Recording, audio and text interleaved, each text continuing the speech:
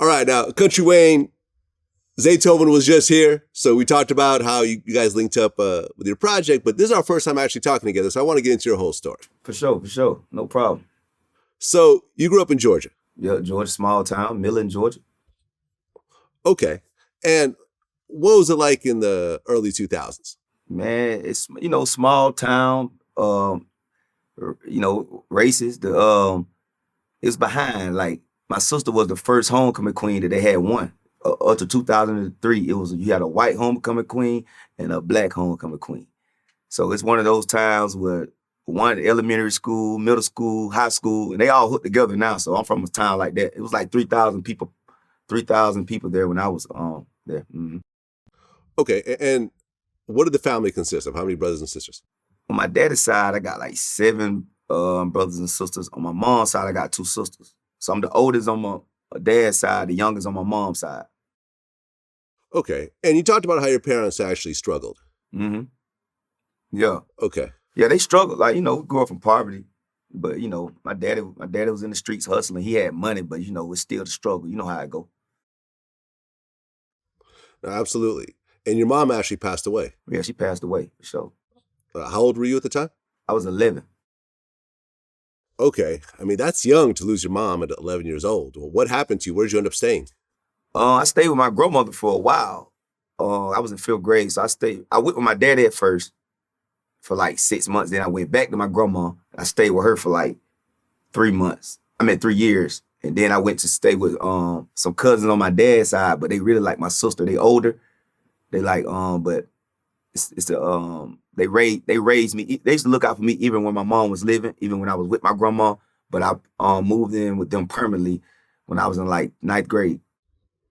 Okay. Now, was that rough being kicked around in all these different houses and having to move and relocate and so forth? Yeah, it was rough, but I enjoyed it a little bit because I was free. So I was able to do stuff that other kids couldn't because I didn't really have nobody to really put that discipline on me. I had to really discipline myself. You feel me? Right. And speaking of that, you have your first kid at 17 years old. 17 years old, boy. Yep. Right. And that started a journey. That was a real. You never got off that. Yeah, you never got off that roller coaster. Oh no, that roller coaster. Yeah, ever since 17. By the time I was 22, I had like 7 kids already. Right, 7 kids by 22. How many different mothers at that point? I think it was 1, 2, 4. No, 3. No, it was 4. It was 4. My bad. I'm tripping. Okay. And I guess you had 2 of your kids 4 days apart. Yeah, it was like 4 days apart. Yep. Like 4 days. 4 days apart. Right. You go to the hospital on Monday, and then a few days later, you're back. Next week, next week I'm over there with a whole nother baby. Okay. I mean, because you had your first child at 17, your second at 18, your third at 19. By 22, you have 7. Yep. I mean, at some point, do you tell yourself, hey, this may not be the best idea being so young and not really having money and not being married to none of these women? The first baby mama was my high school sweetheart. So we got 3 kids together, right? Okay. So the last baby mama I had kids by, we got 3. You know what I mean? Now the other 3 that was in the middle, it was like, I dealt with those girls, like the first time I dealt with them, they got pregnant, like just like that. I was like, so it was like really bomb. And I didn't even, 2 of the kids I didn't even know were mine. They sent me a letter in the mail. It was like, oh, they want to do a paternity test or whatever. And so yeah, it was crazy, man. That, I'm from the country. We ain't had no cable. So that was my, we always doing it, but I don't know, man. I just was more potent or something. It was strong. It was guaranteed to work. I mean, were you using condoms at all? Or? Yeah, you use condoms. The times you don't, every time I did it, it made sure it counted. Like the eggs was in there waiting. Like, oh boy, you heard about him. Right. Not the strongest pull-out game. Not at all. I can't even. Not at all. I can't pull my socks off. Right. Have you ever pulled out of your driveway? I hit everything. My son hit a sidewalk about a month ago in his new car. I can't even get mad. He was pulling out the parking lot and tore his car up on the sidewalk. I said, I understand. Okay. Well, by 2013, you started dropping music videos. Yeah, yeah. About that time. So originally you wanted to be a rapper?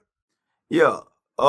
Yeah, I wanted to be a rapper. I was trying to rap between 2010 to 2013. I was trying every once in a while. Like, because I had nightclubs. I was throwing parties, man, bringing artists. So I was like, I go get me some money, and then I try for like 5 months, but then I got to get back to the hustle of running these nightclubs and all that. But yeah, I was throwing my shot at the rap game from 2010 to 2014 for real. Okay. Well, by 2013, you started dropping music videos. Yeah. Yeah. About that time. So originally you wanted to be a rapper? Yeah. Yeah, I wanted to be a rapper. I was trying to rap between 2010 to 2013. I was trying every once in a while. Like, because I had nightclubs. I was throwing parties, man, bringing artists. So I was like, I go get me some money, and then I try for like 5 months, but then I got to get back to the hustle of running these nightclubs and all that. But yeah, I was throwing my shot at the rap game from 2010 to 2014 for real. Okay. And you had songs like Child Abuse, Dope Boy Anthem, but I feel like back then you didn't really know your sound yet. You hadn't really developed. Nah. I was really, I found my sound right before I went viral. It's a song I had made. I never released it. And I noticed I found my voice. But at the same time, I had just found my voice in comedy. So it was like, as soon as I went viral with a video, I quit rapping that day. I wasn't that passionate about it. I was passionate more about taking care of my kids. So when I went viral, my first video, everything I had, I quit. I had a song on the radio in Atlanta. DJs were playing the song, but I quit immediately. Okay. And then right around 2014, was that when you started doing the skits? Oh yeah, I went viral. October 2014, and that was it. Okay. And which skit actually went viral? I did a skit when you had to fake like you like your girlfriend's cooking. That one. Yeah. Right. Took off. That's the one that took off. Okay. There was another one about waiting on your STD results. Yeah. So that was the grind. So after that one took off, I stayed consistent after that. I got like 2,000 followers off that first one. And then after that, I was just dropping like 3 skits a day. In like 7 months, I had like 3 months, I had like 1 million followers on Facebook. Okay. You yourself, with all the kids and all the activity, have you ever caught an STD?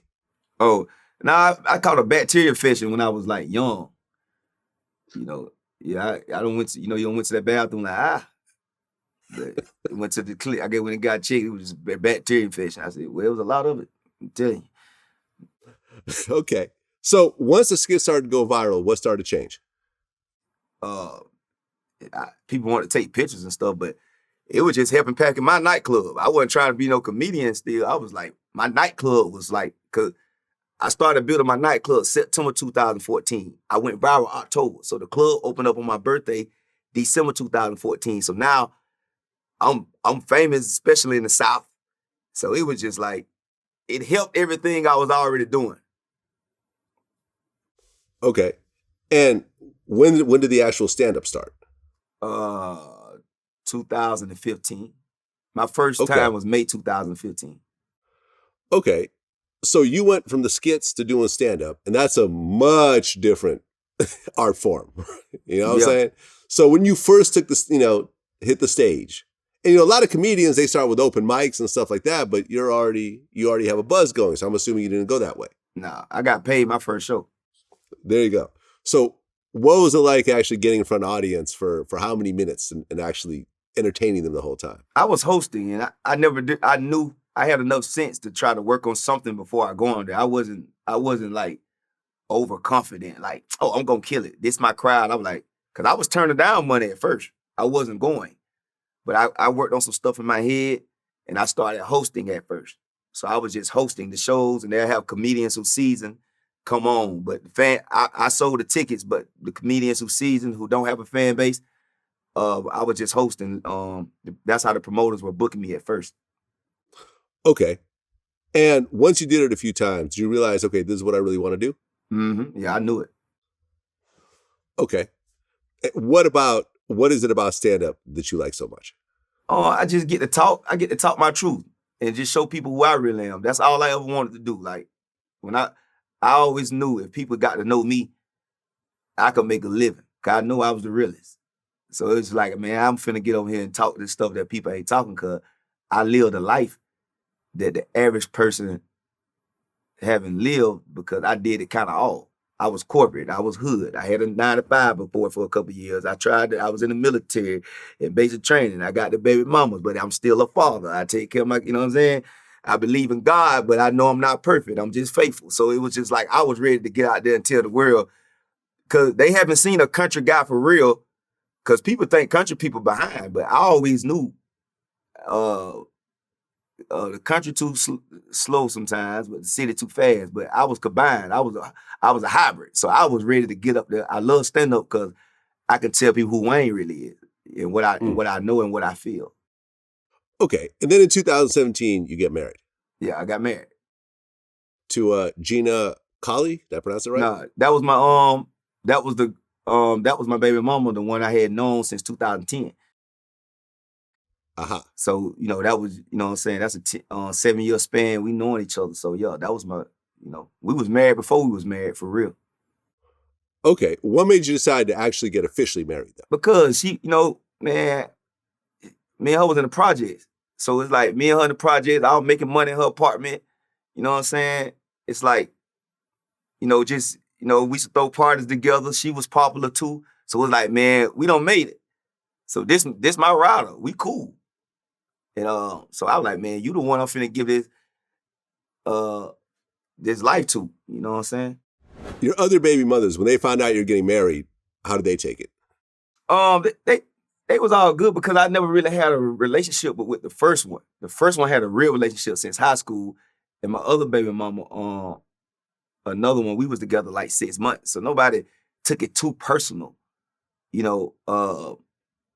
because we was already living together. And it's a lot of stuff I went through. I had to get my daughter out of custody. I mean, orphanage, man. I had to go to court for like while I was famous. Nobody don't know. I was fighting in court to get my daughter because she got took her from her mom, and I didn't even. That's why I never was aiming towards Hollywood, because I didn't even want to get bigger until I got my daughter. I wouldn't have felt good being on no movie or nothing until I got my daughter out of this place. So she was with me through this process. So I didn't care. It was more like this my partner because she got my daughter. She staying here while I'm on the road.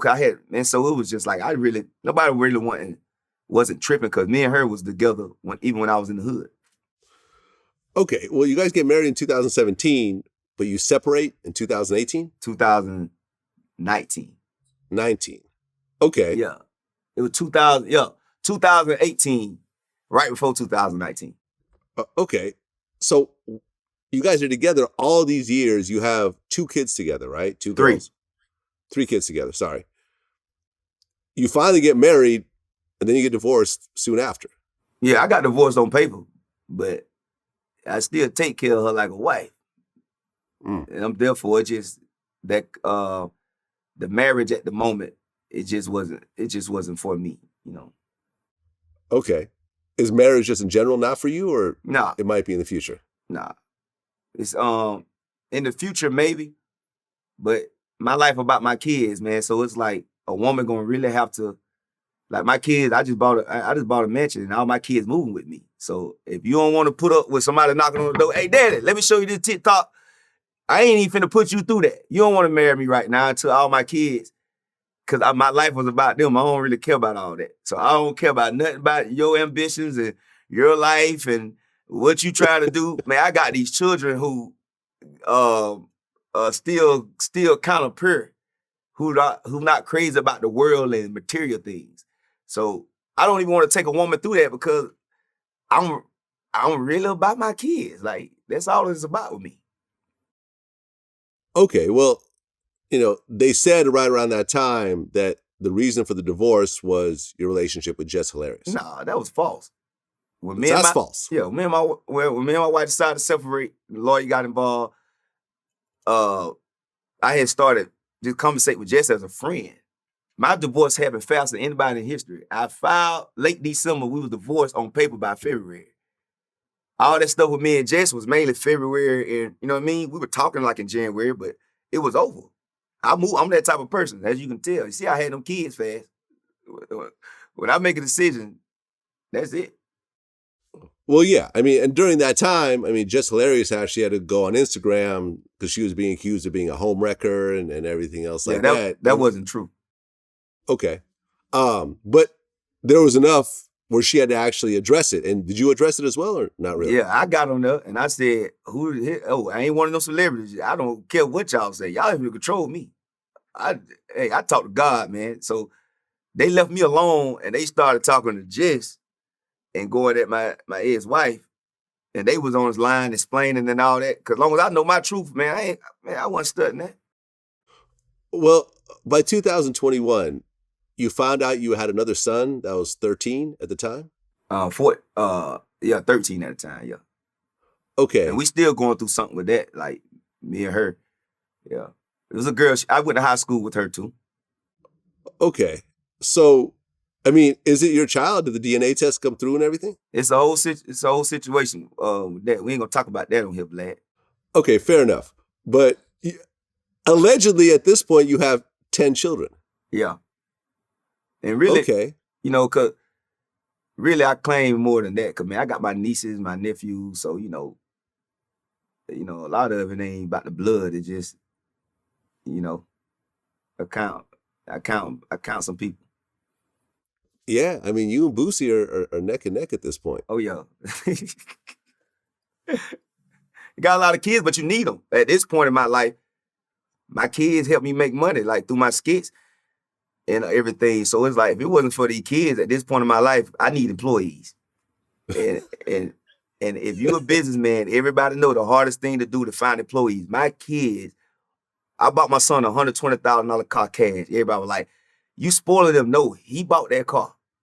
His skits is making that much money with just him in it. And when he wrecked the car, everybody was like, see, but I did skits about making, the car cost $14,000 to get fixed. The skits made $45,000. God, Jesus, I can't lose. So my kids are really right now, and I got a reality TV show coming. Right now, my kids are the biggest asset that I have. They are my residual income. Oh yeah, there's nothing like child labor. You can't beat it. They ain't really working though. They ain't working. They enjoying those skits and they get I cut them a check every month, thousands of dollars. You know what I'm saying? They get a residual check every month from my company for real. So I really realized now, because to be honest, my daddy told me at a young age. He say, son, be careful on having these children because they're gonna take out a lot of child support on you one day.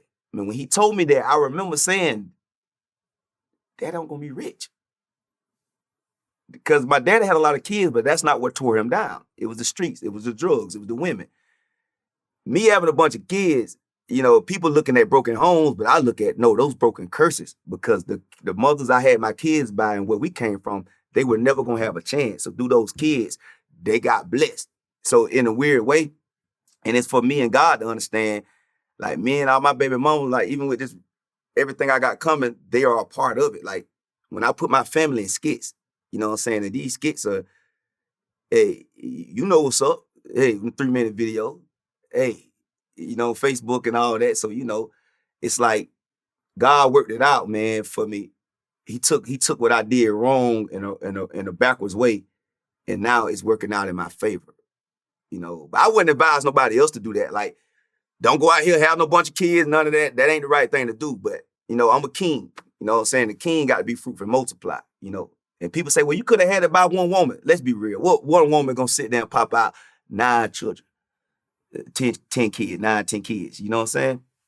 So it's like, at this point, the positive of it, man, my kids really are a big part of my business.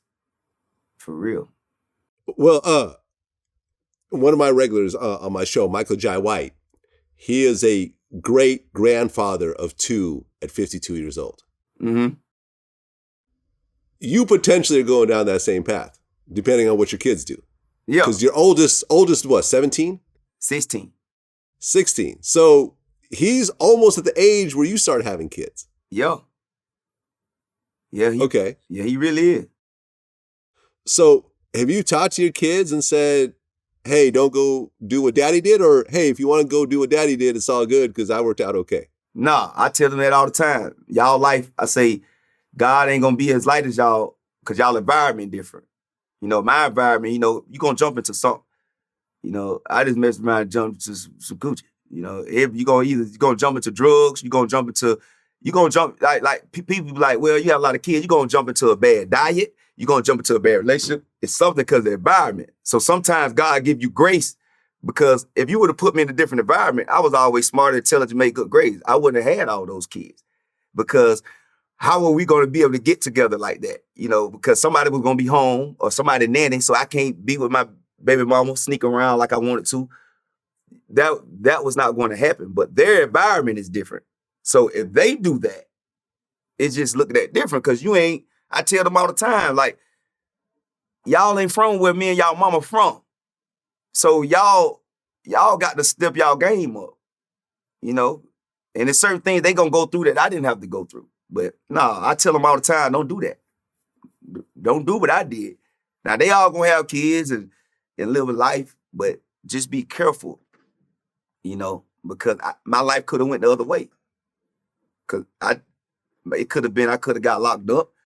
And now these kids, I could have been coming home right now and all these kids are here making the same mistakes in the same environment. But thank to God, it's only God. I tell everybody, man, before you walk out of the house, if you ain't got God, which see, I had God for a long time, even though when I made mistakes. So I tell them all the time, man, don't y'all do what I did. Just get God. That's what I tell them. Well, with 10 kids at 34 years old, would you consider getting a vasectomy? Now, I thought about cutting it. I'm good. I ain't getting no vasectomy. I ain't cutting it off. Well, you're not cutting off your penis. You're just... No, I ain't. Listen, if that was supposed to work, God would have cut it off. You know, I ain't getting to that now. So potentially, I mean, if you don't have a vasectomy, you're not the biggest fan of condoms. You can't pull out your driveway. I used to cut. I don't use condoms a lot. It just, boy, in the beginning, every time I didn't, it cost me. Okay, I mean, you know, you got plan Bs, but ultimately you potentially could have more kids. You could have 10 more kids by the time you're 44. Probably if I decide to end up with somebody and they want to have kids, they probably will get some of these blessings. Well, these blessing babies, yeah. These beautiful brown blessed babies. But in between finding someone, you're still out there. You're still being a man. I mean, it is what it is. I ain't out in the streets like that. I do relationships. So okay. if I deal with somebody, everybody I dealt with, I've been known for years. That I've dealt with, I did this. I ran around, but I ain't running around like this. It was always, like that. I ain't out there like that. I ain't slanging it. I'm stingy with the deep. Okay. Ain't no girl just getting this, period. All right. Well, I think on the Breakfast Club, you mentioned at one point a girl stole $15,000 from you. Yeah. She wasn't even a girl I talked to. She was a friend, supposed to be. You know what I mean? Okay. $15,000. What happened? Huh? What happened exactly? She came to my She came to my condo, and I had $15,000, and I had just got the condo, and she didn't know that nobody else haven't been there. See, she don't know my lifestyle. Ain't no women. I don't run no women and all that. But she thinking she seen the $15,000 laid out. She got it, and she thought I was gonna be like, well, somebody must have got it. She thought I wasn't gonna miss it, but I know where it was at. But it's all good. Okay, did you go get it back, or you just took that out? No, she said she did. She said she didn't get it, but I knew she did because nobody else was in my condo. Yeah. I mean, sometimes losses like that is the price you pay to get someone out your life. Yeah, I'm glad she did because as soon as that 15 left, my financials went up tremendously. I remember it was last year, September, man. And after that, and I trusted her with a lot of information. She had a lot of passwords, she was doing a lot of stuff, sending to my manager as an agent. She was like an assistant. So I'm like, I was trusting her too much. So I'm glad that happened, you know. Right. Because once they steal, they really can't come back. Nah, you can't come back You after know, that. I seen, and she wanted some money right now. I sent it to her and everything. But, bruh, you know, it's too much going on in my life right now. You know, nah, that's why I keep my family around. Well, you said you actually went broke during the pandemic. Yeah, I went down to $13,000. You know what I'm saying? I went down to $13,000, which I don't want to say that's broke, because to the average person, that probably is still some money. But my bills being $70,000 a month, I had to figure something out, you know, because we were touring, and I think I had like 100 and some thousand when it first hit, and I had a tour set up, so I was finna go make, you know what I'm saying, in 3 months I was finna go make a little 700,000 anyway, you know what I mean? So, you know, and then the rest of the year you touring, so but that pandemic caught me at a crazy time, which I'm glad it did, because it put me in that position where I had to grind like I did to get here. Because once you start stand-up, you're going to always make money, because it ain't like the rap game. You could be hot, but stand-up is so hard of an art form, you're going to always make money. So sometimes you could get comfortable because you know you could go grab that mic and do them 45 minutes to an hour, and if you're selling tickets. But yeah, I went down, but boy, I came up this year more than I ever made in my life together. And it's rolling, right? And it's rolling down here, uphill and downhill from there. All right. You said, I think, on the Breakfast Club that you were down to 13,000, but then the next 300 days you made $7 million. $7 million, and it's steady rolling. How does, I mean, without getting too much in your business, how does someone make $7 million in a year? Man, the internet, bro. The internet, and then touring came back. But the internet, when I started shooting them skits with them kids that everybody keep talking about, listen here, you know, you talking, while I'm talking to you, I probably done made $2,000, $3,000. That's no lie. You feel me? And it's residual. Like, you know, everybody who make content understand the content game. Like, you do content, right? You know, but I do these skits, and it's like it's a movement. It turned like TV. You know, I had a vision, and I do it, and it's like I never had a business like this in my life. That to the point where I could come up with these ideas, and the people watch it for free. So like I don't have to sell my fan base nothing. Like, you know, most people have to try to. My fan base watching these for free, and I don't have to. And it's just, you know, it's crazy, man. It's a blessing. And I thank God for it, like, because it really changed my life to the point. It ain't just about the money. I got the time. I don't really. I could shoot 10 skits in one day, and I could go to Africa and turn my phone off. You know what I'm saying? And that's immediately gonna make about 150. And over time, them 10 skits gonna make 1.5 million. Because you residually, you get to repost them. I don't know what kind of system they created on the internet, but it was a system for Country Wayne. Jesus is popping, thank God. It changed my life to the point, man, you can't even count the money no more. And I went from 13,000 to damn sure being able to count it. And I ain't paying this bill, I ain't paying that bill. Till a year later, I literally can't count my money.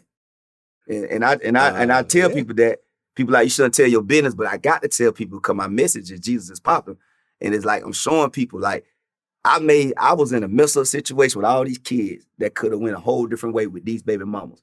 And now my baby mama starting this week. God told me last night, put your real baby mamas in the skits.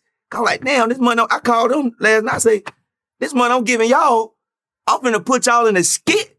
And in one skit, I'm gonna get some money back each time.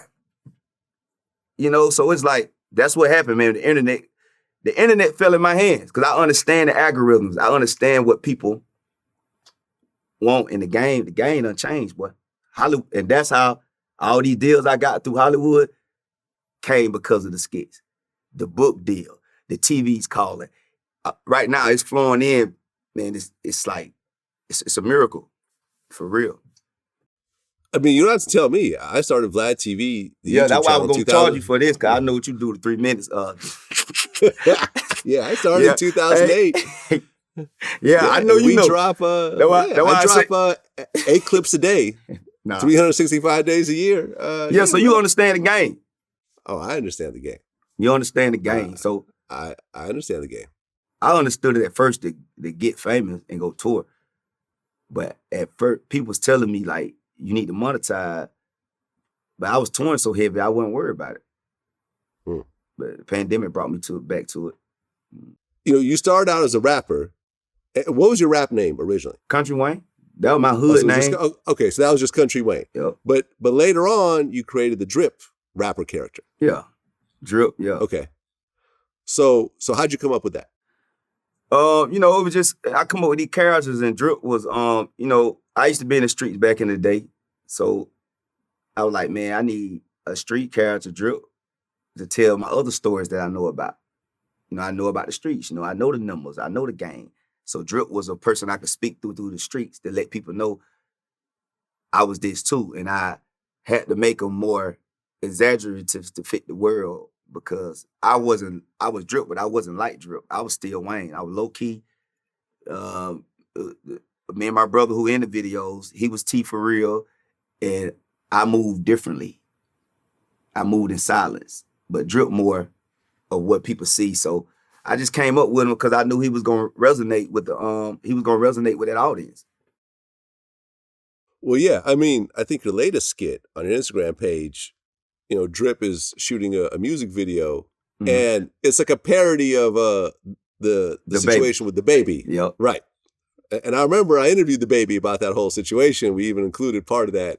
And it was like, you start out basically acting like the baby, like, you know, y'all ain't gonna tell me where I can shoot and so forth. As soon as they leave, you're like, okay, we got to pack it up and get the hell out of here. Yeah.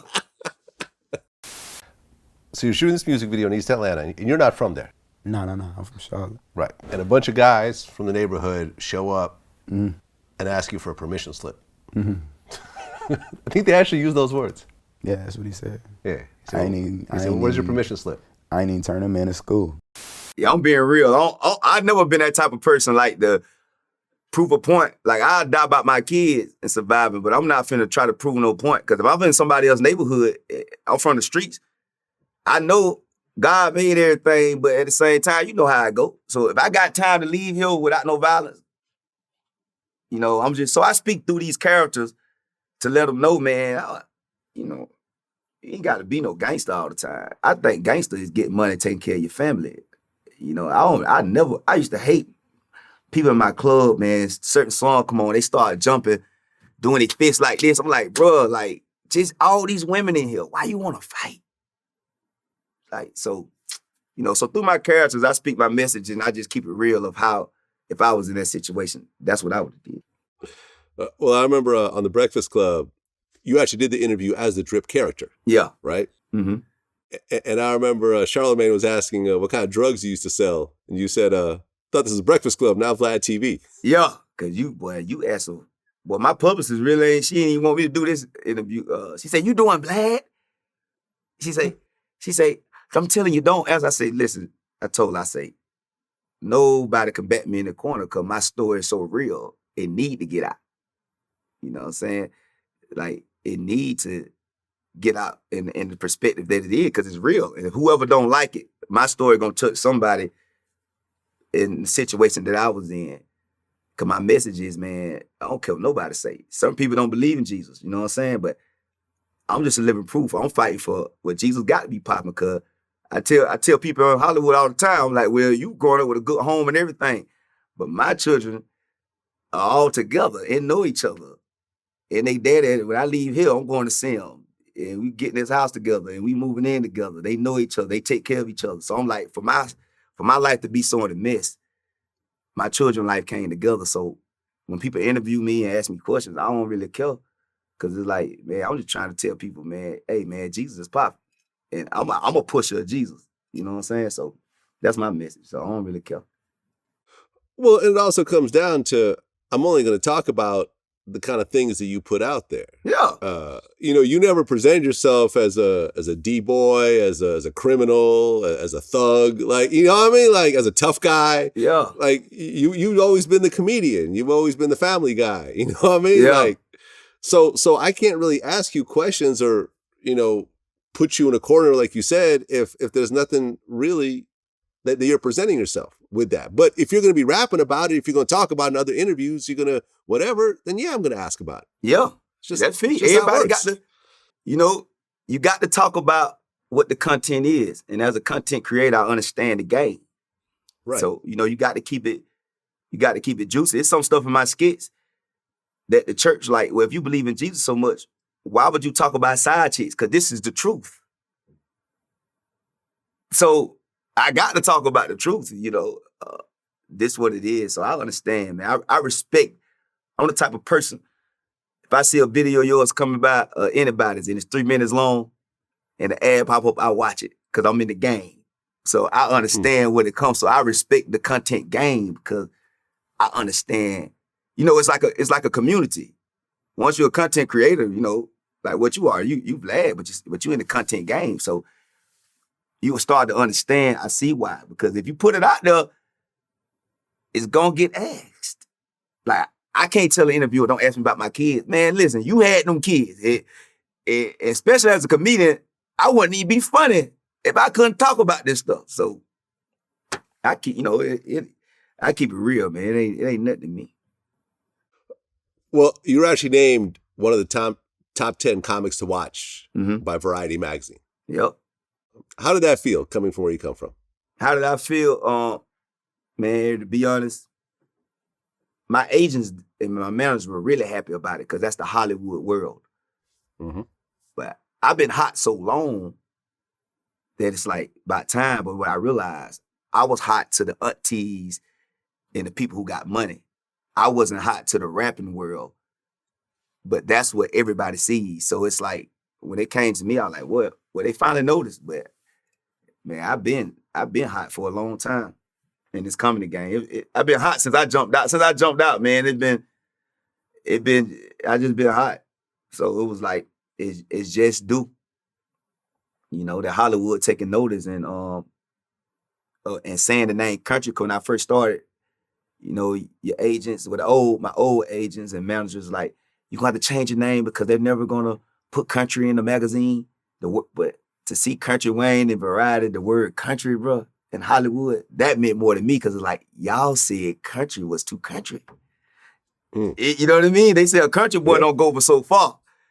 Because I'm not from Atlanta, but I stayed in Atlanta before. I'm from a small town between Augusta and Savannah. You know what I'm saying? But Drip from Atlanta, because I stayed in Atlanta before, but nobody never seen a country person really make it. Like country people. Atlanta make it, but Atlanta ain't country like the country. Like, I'm a country boy. Like, to this day, I'm simple. Like, that's why I got all my kids, because that's how we live. Is like, nothing making me feel better. My house will be done in a few weeks, because I got interior decorated and stuff for all my kids, got a room. Man, I'm more happy about that than anything going on in my career. So to see that name Kountry in Variety magazine, like, what? They let the country boy through the door. Got a book deal, everything they said the country boy couldn't get. It's like, all right, so now to all them small towns around the world, you can do it too. You feel me? Right. And you're vegan, you don't smoke, and you don't drink. Has that been, well, the vegan thing, I'm assuming that came later, but the that was smoking sick. and drinking. I've been vegan 6 years. But I never 6 years. I never smoked and drink in my life. Okay. Did that come from having kids so early? Yeah, it's like once I had those kids, it's like just being real. You're in a hole. Like, okay, I got to take care of these kids, so I can't afford nothing else. So in a weird way, me having those kids at a young age got my life in order. Because if I wouldn't have had those kids, because I was always able to get women and stuff, I would have been partying. I never even partied in my life. I went to the club 2 times, stood in line. I say, I can't do this. The third time I went to the club owner and was like, man, how can I throw a party here? Can we work out something? He was like, can you get some people? I'm like, yeah, I'm popular. After I had those kids, I couldn't mess up anymore. So I'm like, I'm gonna do everything that everybody else ain't gonna do. I mean, do behind closed doors. Cause I had read a book called Become a Millionaire God's Way. And it said if you do things for 5 years that others won't do, you'll be able to do what they can't do for the rest of your life. So I say, if everybody gonna smoke and drink, okay, I already don't have the kids, so I can't have kids and do that. You know, so I'm gonna do everything else. I'm gonna eat right. I'm not gonna drink. I'm not gonna smoke. I'm gonna read the Bible. I'm gonna stay connected to God. I'm gonna learn about finances.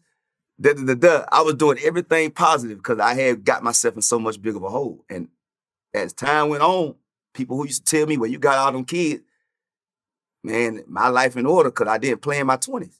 I played in my teenage years where you're supposed to play. Make all your mistakes. Because if you make your mistakes in the 20s, you're going to have to grind too hard in your 30s.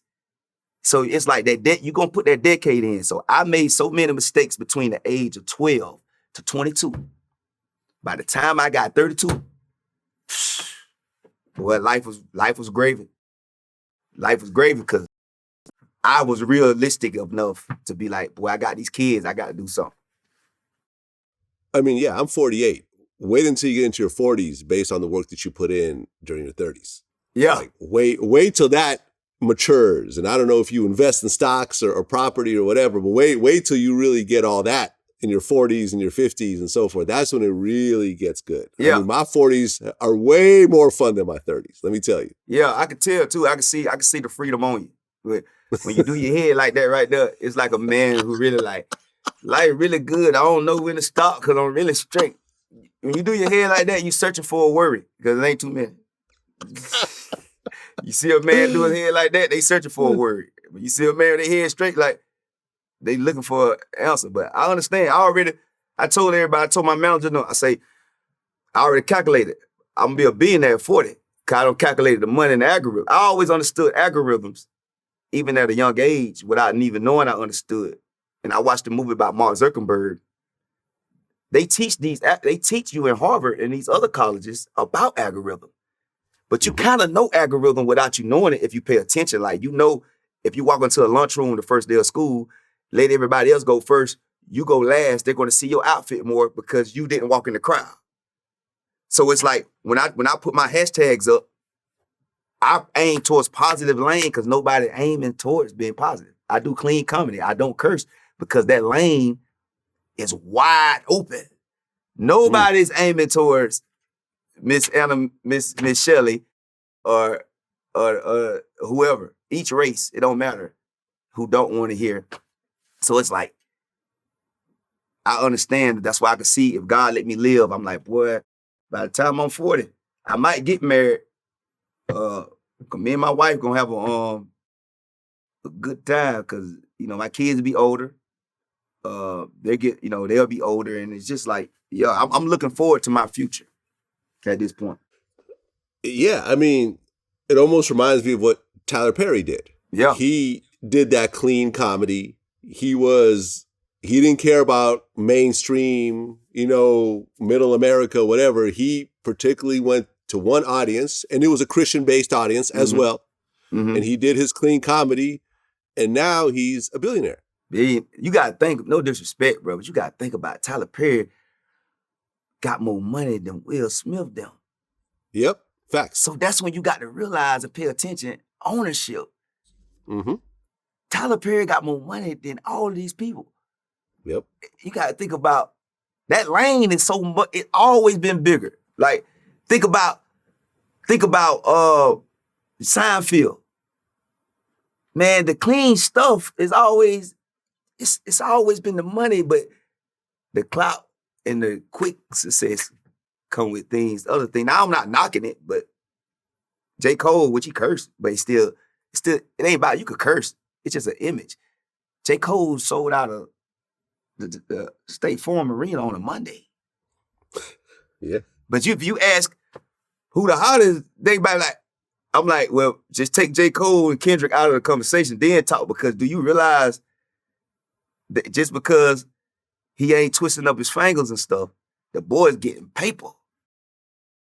And they singing every word, so you just got, it always has, like, everybody have been watched every white movie that's niche, every black movie that's niche, but everybody have watched Home Alone.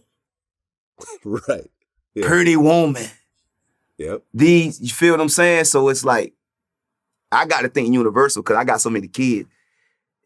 I got to think big. I can't afford to look like money ain't got. I always like to have more than what I look like. Facts. Because that's a stress. That's a stressful life. When you got more, when people think you got more than what you really got, somewhere you have put your ego ahead of yourself. You don't edge God out. That's what ego stand for. You don't edge God out, put yourself ahead, and you kind of put that image out there.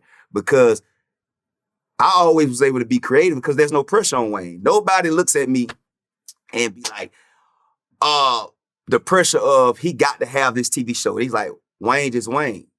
Whatever he do over there, I watch his videos, but it's like, people always like, he do something different. I can't tell what it is because I'm not finna give you that fake vibe. I told everybody I had 13,000.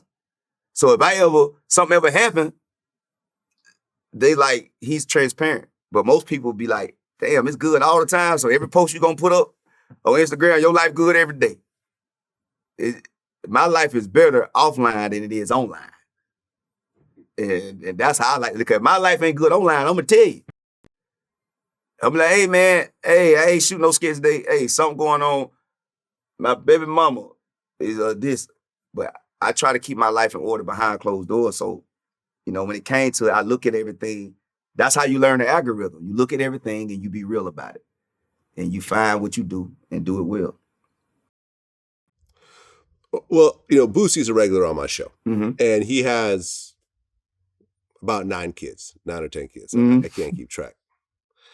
And usually everything is cool. The baby mothers get along and so forth. But there's been a lot of drama over the years. I mean, down to one of his baby mothers testified against him in his murder trial. Oh, you know what I mean? Ooh. Yeah.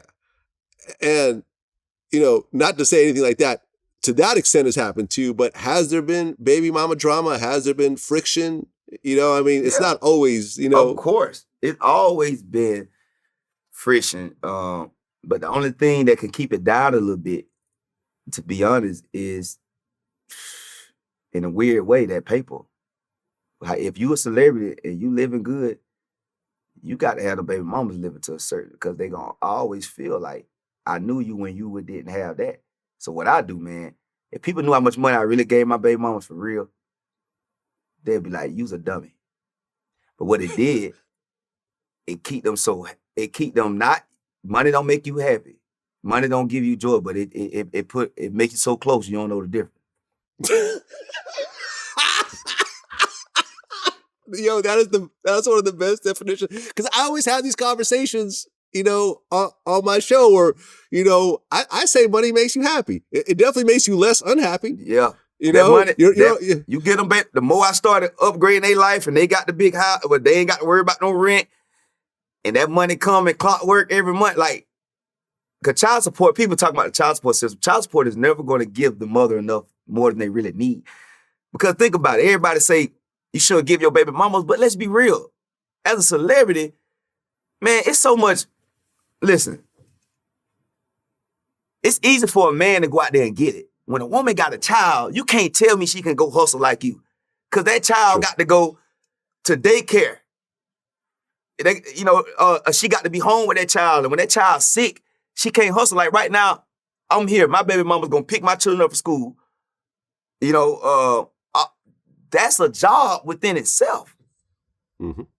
So you got to just basically pay for that. Because if I had to take my kids to my show and be on stage, hey, sit down, hey, I can't tell a joke with my children on stage. And I could pay somebody to do that, but there's nothing like their mother. Because you put people in other people's hands, stuff happen to kids. You know what I mean? Like, people be hitting your kids and all that, so you never know. So it's like the mother, you give the mother the first chance to be there for the children. And it's like, if you really making this money as a celebrity, even any kind of business, like, God is never going to let you go broke blessing people, but you will go broke buying things. Ask anybody to try that. Nobody's never went broke putting their money towards people and what they supposed to. It's the things that tell you, bro. See, cars and his jewelry and he watches, you feel me?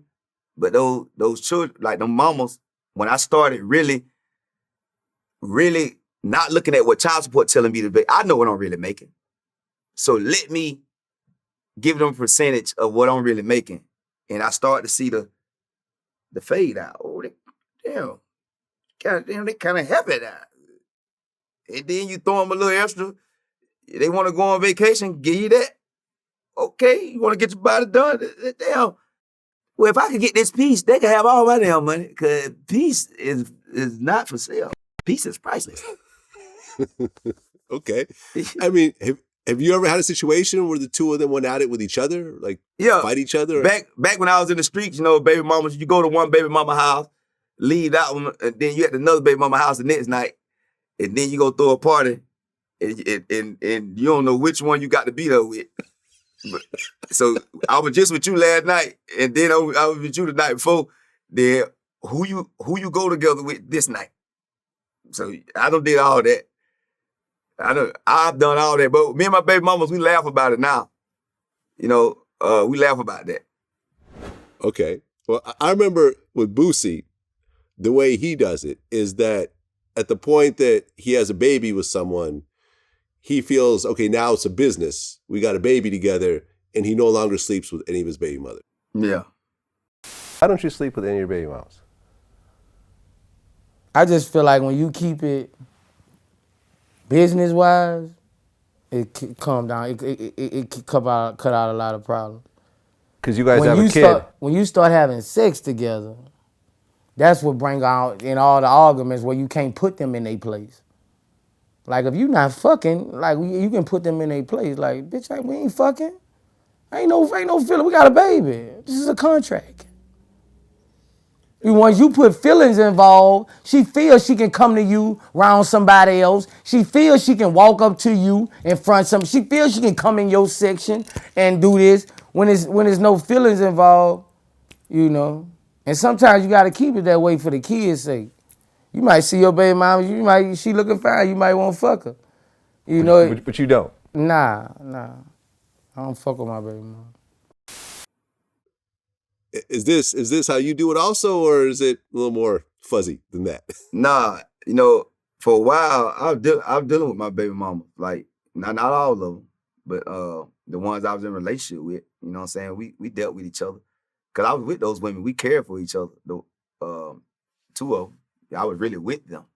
So, But it's like, we don't got to deal with each other now. Like, one of them had a boyfriend one time. I still was taking care of her. Me and her wasn't dealing with each other at all. But, when I was in the hood, every once in a while, that might happen. You go over there, they over there cooking some rice. I'm like, Gary, you look crazy. You looking good, that t-shirt over there cooking that rice and peas like that. Yeah, what you doing? So, hey, it end up happening, but nah, that is best to leave them that is a good. So now I understand where Boosie coming from that, because that eggplant causes a lot of problems. Once you give a woman that eggplant, I don't care what she tell you, don't believe it. When she tell you just kicking it, that's a lie. It hits something in their soul.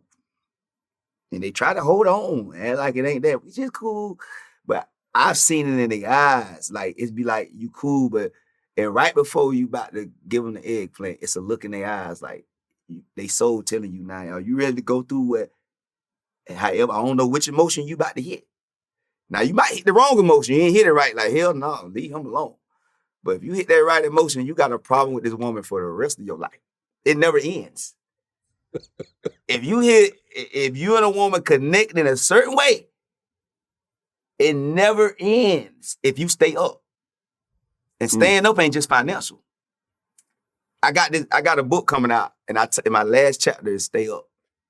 That relationship between you and that woman, I don't care if she go get another man, she's going to feel something about you, especially if you stay up, because you gave me this false moment, whatever I felt that night.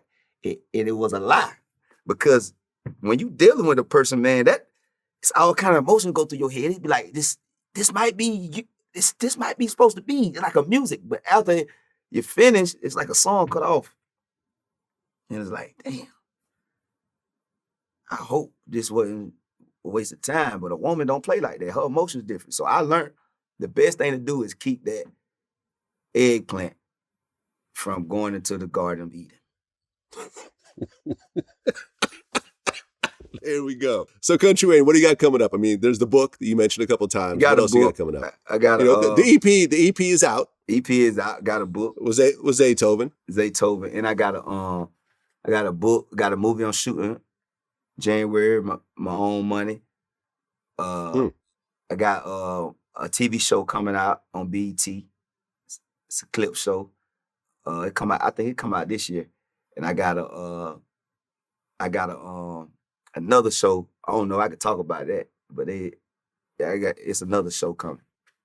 You know, so it's a lot of stuff. It's a lot of stuff coming, man. Well, there you have it, man. Country Wayne, man, as a fellow content creator, you know, who went from, you know, 0 subscribers to the almost 5 million that we have now, and understanding how, you know, how difficult it is to keep creating this content day after day and to have to, you know, come up with new ideas. You ever thought about quitting, Vlad? I mean, you always think about quitting. You ever thought about quitting? You always think, yeah, I mean, you always think about quitting, but, you know, I also think about the legacy of it all. You know, I think about, you know, for a long time, I created this content for future generations. Yeah. Like, we have John Witherspoon's only interview of him telling about his life story. AJ Johnson, who just passed away, you know, also John, you know, his only life story. Mo3, who passed away. Like, a lot of people, we have like their only video of them telling about their lives. And these are, to me, these are great people. You know, these are icons. That makes sense. That makes a lot of sense, man. For real. Yeah. So when I'm thinking about what I'm doing, I feel it's beyond my lifetime. I feel it's multi-generational. It's in the future. I'm leaving. Did you see this coming? This is why. Did you know the content game when you first started? Did you know the content game was going to be like this monetizable and it was going to hit this level? Did you see it? Did you foresee this coming? I mean, look, did I think that I would be where I am now financially? No, I'm not going to say that. Did I realize at the very beginning that YouTube was going to be the biggest thing ever? Yes, because when I jumped into YouTube in 2008, I was doing DVDs before. Yeah. And I was already creating content on a declining platform, right? Because the DVDs were going away. The mom and pop stores were going away, but I was still creating this content. And then when YouTube became monetizable, and I was one of the first people on that because the guy that was handling it at YouTube was a fan of my mixtapes, I said, oh, this is going to be the biggest video platform ever. This is going to eclipse television. Because not only can you create this stuff and people can watch it for free, regardless of, you know, some people have cable, some people don't. Yeah. Some people have Dish Network, some people got Spectrum. Like, but everyone with a phone or a computer could watch these YouTube videos for free. And then these bigger platforms who need content can embed the videos on their website. So suddenly you have their audience automatically. And I just saw the vision. I dropped doing mixtapes. I stopped DJing shows. I stopped hustling on the side, all the various bullshit I was doing. And I said, this is what I'm devoting my life to. And I'm going to drop a new video every day. And from 2008, for 365 days a year, I don't think I missed a single day. And these days I drop like 8 videos a day. Yeah. So you need to start an award. The creators, the big dogs like you, and need to start an award show for real, because it's like, it's a lane. And it's like, it's a, you know, it to be honest, in a weird way, nobody, it's still new. It don't feel new to a person like you or me because we get money in it, but it's like people need to see that you could get out the streets or do what you can, even if you know how to cook.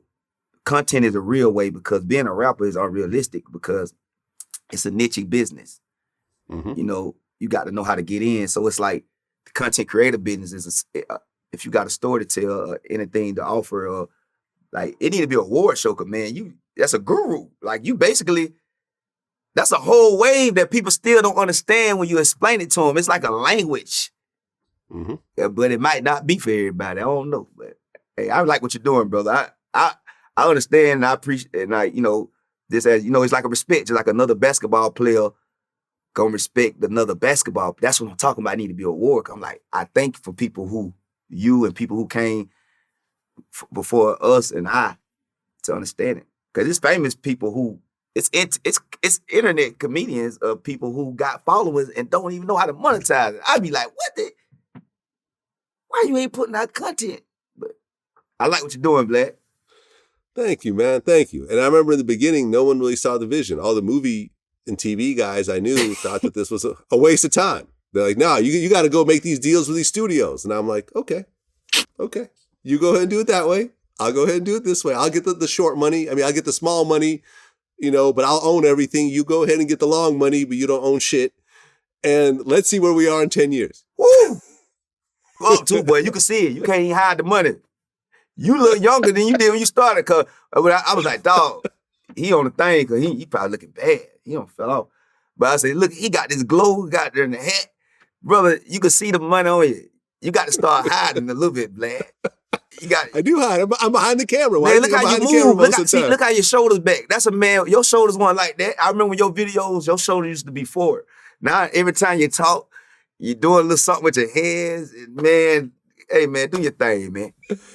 Thank you, man. Country way, man. Congrats on what you pulled off. And honestly, I've talked to a lot of men over the years who have a lot of kids, and you by far have the most positive outlook towards the whole thing. Appreciate it. I did not hear a complaint. I never heard how hard it is. You really appreciate all the kids that you have, and I'm saying it actually motivated you to do better. Yeah.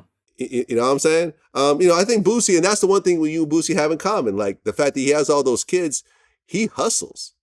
You know what I mean? Like he's motivated by having those kids, and he gives money. He buys cars for his kids, sends his kids on vacations, sends them to college.